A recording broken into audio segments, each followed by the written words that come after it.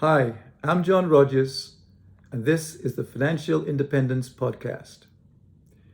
In today's podcast, I'm going to talk to you about the banking system. Most people have been taught from childhood that the bank is the safest place to keep their money. However, the recent bank failures in America and Europe have perhaps caused some people to wonder if there's a possibility that their bank may fail, and they could end up losing the money that they have deposited in the bank. When you think about it, the bank knows everything about your financial position. But on the other hand, you don't know a single thing about your bank's financial standing. The only thing you know is that if the bank is open, then it must be licensed by a domestic central bank or some other regulatory authority. Furthermore, the assumption is that domestic central banks require each bank to have sufficient funds on hand. That is, enough liquidity to be able to meet the withdrawal requests of any of its customers at any point in time. As well, banks must be solvent, which means they always have to have more assets than liabilities. If a bank fails to meet the required liquidity and solvency standards, then the regulatory body would have no other option but to shut it down. In these circumstances, bank customers would be at risk of losing their deposits unless there was some form of domestic bank deposit insurance in place, in which case depositors would be refunded up to the limit of the deposit insurance coverage. In the US, this is $250,000. In Canada, $100,000 Canadian, and in India, 50,000 rupees. Any amount in excess of this would be lost, unless after liquidation there were residual funds available that could then be paid to depositors. So in essence, bank customers rely on domestic central banks to carefully monitor the banks under their supervision to ensure that they maintain adequate levels of liquidity and solvency so the depositors' money is protected. At present, there are 5 reasons why banks may fail. The first is poor risk management. For example, all banks hold assets like treasury bills and bonds. The value of a bank's bond portfolio will fluctuate with changes in prevailing interest rates, so that when interest rates go up, the value of the bank's bond portfolio goes down, and vice versa. If the overall value of the bond portfolio goes down, and this causes the overall value of the bank's assets to fall below the value of its liabilities, then this can result in the bank becoming insolvent. Secondly, banks borrow money from each other on a short-term basis and lend it out to borrowers on a long-term basis.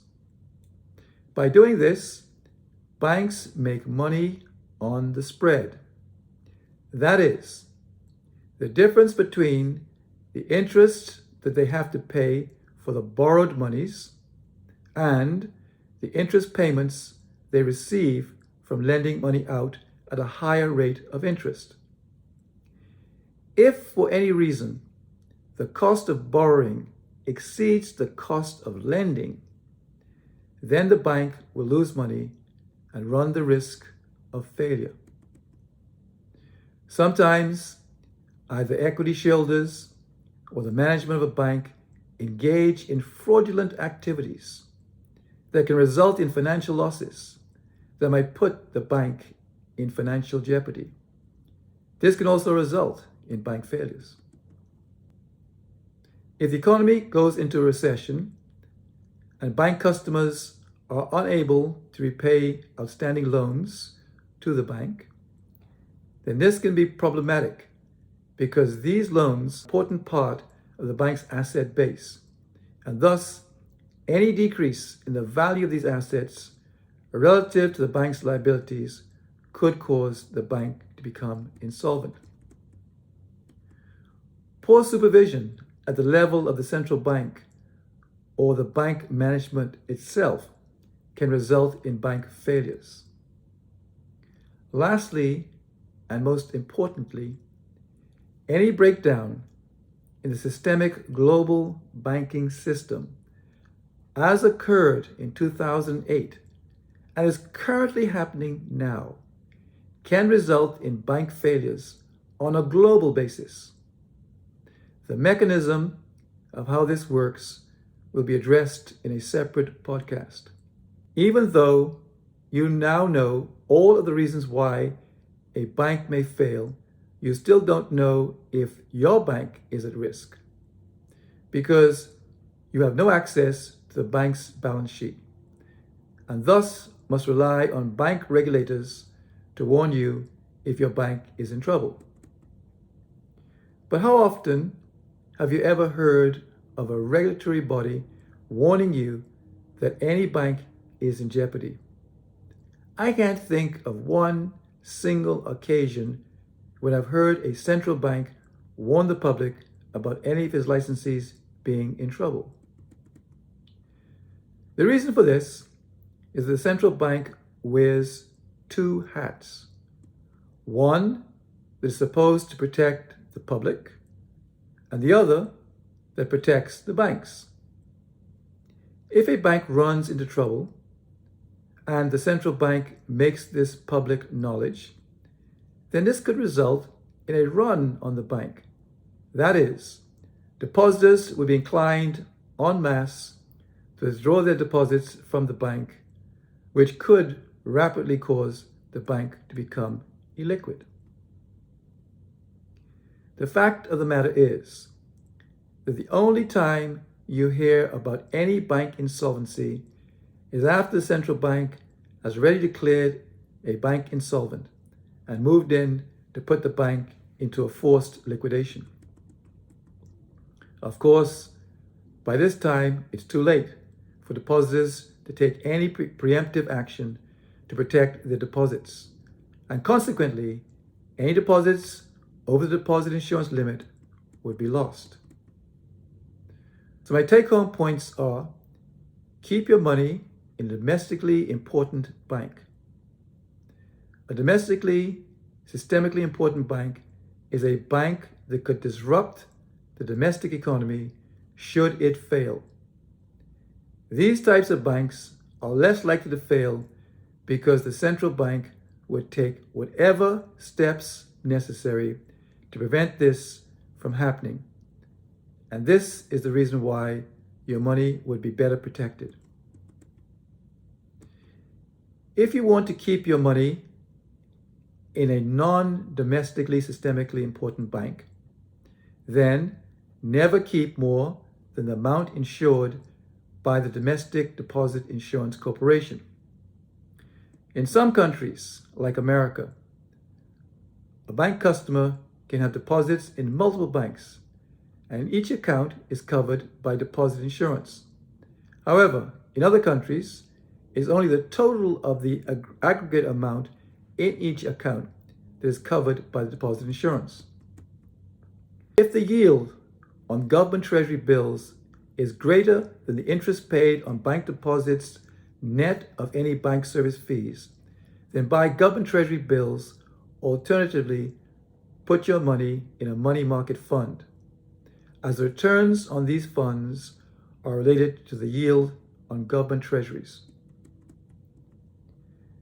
Because the US dollar is the global reserve currency, you'd be well advised to always hold at least 50% of your cash in US dollars in a systemically important bank. By doing this, if you live in a part of the world where there is a chance that there might be a devaluation of the domestic currency against the dollar, if you have holdings in US dollars, then you'll have the option of either holding on to these dollars or converting these dollars back into your domestic currency, which will allow you to buy devalued domestic assets at a discount. Because gold does relatively better than money during periods of high inflation and during deflation, it is advisable to hold at least 5 to 10% of your money in physical gold held in a non-bank vault.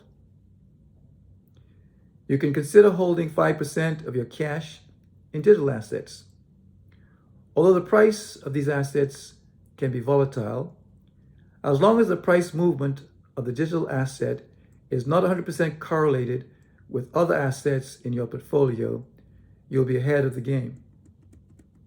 I hope this podcast has provided you with a better understanding of how the banking system works and what steps you can take independent of the central banks and financial experts to help safeguard and protect your hard-earned money.